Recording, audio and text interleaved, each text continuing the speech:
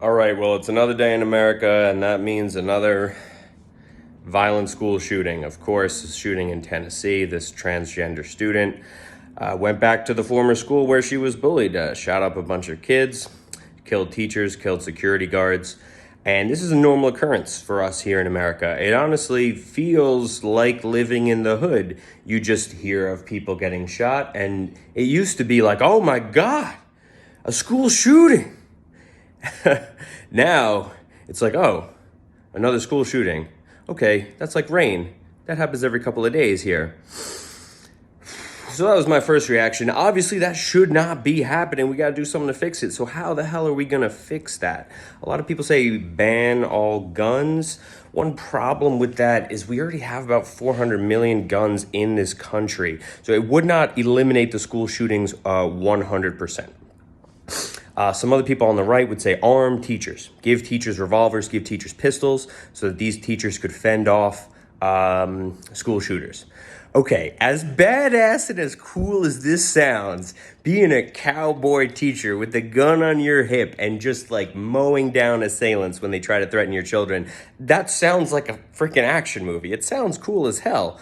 But the problem is, that's only looking at it from an individualist perspective. And I admit that perspective appeals to me tremendously.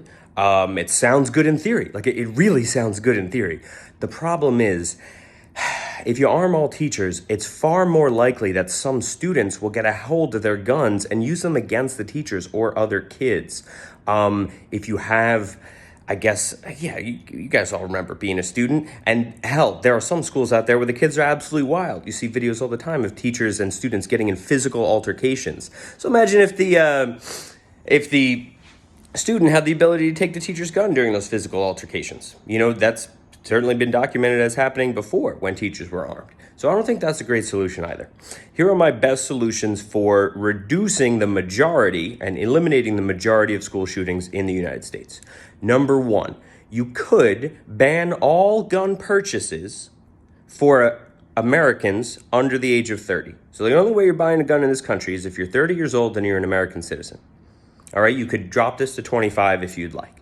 Now, clearly this would be unconstitutional, all right? You would have to have a Supreme Court that interpreted the Second Amendment as saying, well, you only really have the right to bear arms if you are in a well-regulated militia, not if you are just a citizen of the United States. So that's one thing that you could do.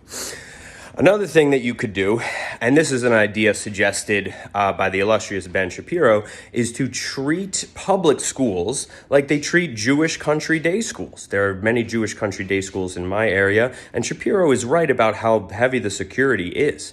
They have multiple security guards posted constantly at those schools.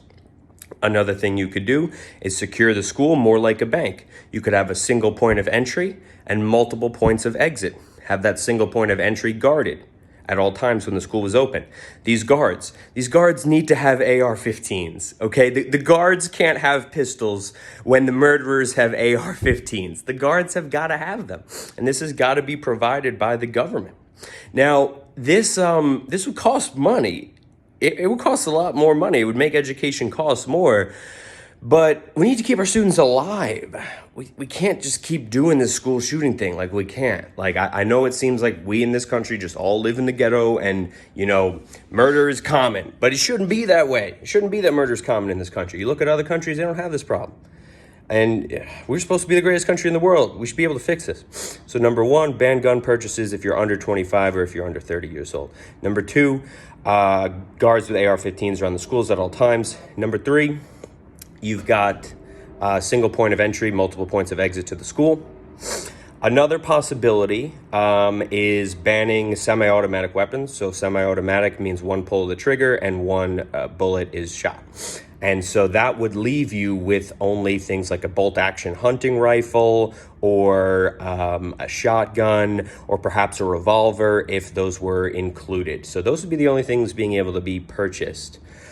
This would harm the American gun industry because they wouldn't make as many sales. It wouldn't be as competitive globally, wouldn't be able to make as many guns in the event of an invasion. But you could modify this slightly. You could say, oh, you got to be 25 to buy a semi-auto, or you got to be 21, or you got to be 30 to buy a semi-auto. I think that we should focus on age restrictions because most of the people doing these things are very young. And if you're just restricting things by age, you're not exactly restricting like the rights of Americans. You know, like you can't vote until you're 18. That doesn't mean you don't have the right to vote. You just got to wait a little bit. Okay. You can't drink until you're 21. That doesn't mean you can't drink. You just got to wait a little bit. You can't buy an AR-15 until you're 25 or 30. That doesn't mean you can't buy an AR-15. That just means you got to wait a little bit. So I understand that, you know, some people in their 20s would have to defend their property or something like that. And that is certainly a difficulty. You know, perhaps you could make exceptions for extremely rural counties, and that would not eliminate the school shooting problem entirely. But yeah, those are my best ideas. All right, best ideas would be to restrict gun purchases by age, restrict semi-automatic weapon purchases by age, heavily arm and guard the schools, single point of entry, multiple points of exit for these schools.